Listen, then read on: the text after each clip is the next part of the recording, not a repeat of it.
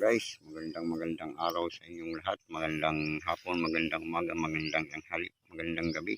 Sama kayo naroon sa lahat na ating mga viewers natin dyan. Sama kayo naroon, magandang araw sa inyong lahat. Naalala nyo mga guys, yung aming minsan nagmakina ako dito sa bukid na ito. Ayan, tingnan mo, maganda na yung palay. Parang kailan lang, ilang buwan lang yata yan. O wala pang isang buwan. Yan, ang ganda no. Ang ganda na ng palay. Luntian ang kanyang kulay. Ayun, doon sa malayo po. Ayun o. Ayun o. Ang ganda ng palay no. Parang kailan lang nung nagmakina ako, kung napanood niyo yung nagmakina ako dyan. Nagmakina tapos inaniman na. Ngayon maganda na. Maganda na yung tubo. Ayun o. Napakaganda. Kaya pagka mayroon kang taniman na ganito, nakaluwag-luwag ka sa buhay. Pero basta tuloy-tuloy lang na maganda ang panahon. Kaya lang pagka yung tawag niyan, yung may bagyo, kung ano man mga ano, yun lang ang mahirap sa nagtatanim. Lalo na kung katulad niyan, binagyo, mapipinsala ang tanim mong palay. Kaya minsan, pero bihira lang naman yung kaganon. Karamihan naman kasi pag nagtanim, ganito maganda ang panahon, tag-init, walang bagyo. Kaya maganda. Ayan o. Ito'y tabing kalsada lang. Tabing kalsada lang ito. Napakaganda ng kulay, green na green. Green na green ang mga palay. Ayan o. Ang ganda. Maganda kasi ang patubig dito, malakas ang tubig. Ayan o. Kaya maganda ang palay. Kailan lang, mga ilang linggo lang yata na itinanim. Ngayon, inaabuluhan na. Yun lang ang ano po nandito. Magpapamakina ka, kung wala kang sariling makina, magrerenta ka ng makina. Bibili ka ng abono.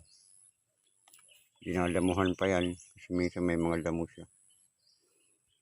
Yan, ang mga paligid dito, may kamuting kahoy. Yung mga kamuting kahoy, ito ang masarap na kamuting kahoy, yung malinamnam pag sinain mo. Yan, ganito na. Pag dito sa walang tubig, tinataniman nila ng ano. Karamihan naman dito mga niyog. Sa mais minsan. Yung napakalayang bundok ko. Dito sa sakop ito ng Binibihan, Cargara, Leyte. Katabi ito ng ano namin, yung baryo, yung barangay Paragum. Yung kalsada. Ano lang, isang side lang ang kalsada dito. Parang ano lang, one way lang. Hindi double. Yun si ano, nag-ano yan ng abono. Sinasabuyan na yung abono.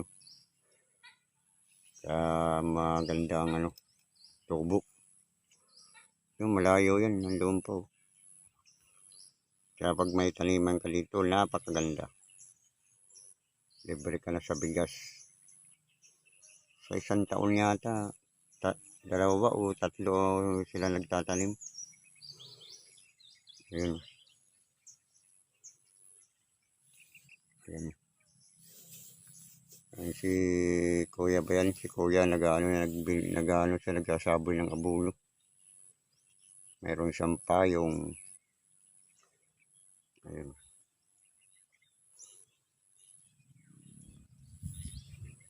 Kahuyan no. May mga kahoy dyan. Parang gubat na siya. Ano si Kuya, nag-ano yan tayo ng ano yun. Ganda. Ganda ng palay.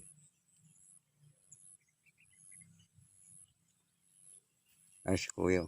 Ay, kuya, anong sinasabi mo doon? Abono? Abono daw. Dalawang Eh, abono. binibidyohan ko, napakaganda ng tubo ng ano. Sabi ko, may mga abono yan eh. Dalawa na ito, sinasabi ko. Ganun. Ayun, napakaganda. May abono kasi yan, kaya mabilis siya lumaki. Ang ganda oh. Luntian ng kulay. Ayun oh. Diba? Yung walang tubig, kanyugan naman. Pwede ka magtanim dyan ng ano, mga kamuting kahoy. Ayun.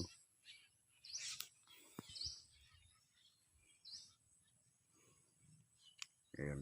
Ayun mga guys, maraming salamat sa inyong panonood at walang sawang panonood sa aming video at naway patuloy kayong sumuporta at kahit papaano at tayo'y makakulot man lang ng pag tayo'y kumita dito at makakulot man lang ng kahit kunti.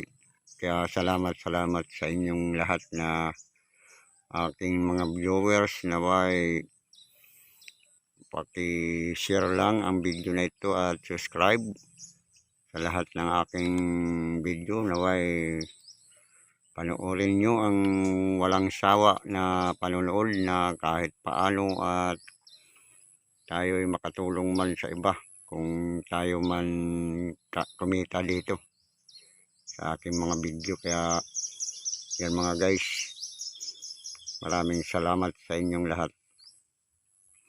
Kaya itong video na ito ay raw vlog lang ito at tayo ay kagagaling lang ng may binili lang sa bayan. Ayan. Kaya maraming salamat sa inyong walang sawang panonood. Ayun, may mga ibon pa oh. May ibon siya na malalaki. Yung tawagin dito sa amin, ano ba? Talabong yata yun eh. Talabong. Ano, hagdan-hagdan ito na ano eh. Palayan, parang hagdan-hagdan siya. Dito mababa, paakyat ng pagano'n yun. Ayun, paakyat siya. Hagdan-hagdan na palayan, parang sa Bagyo. Hindi lang halata masyado, pero mas mataas yung banda roon. Dito mataas yun. Kaya tingnan mo yung ano, parang aakyat siya ng pagano'n. Paakyat.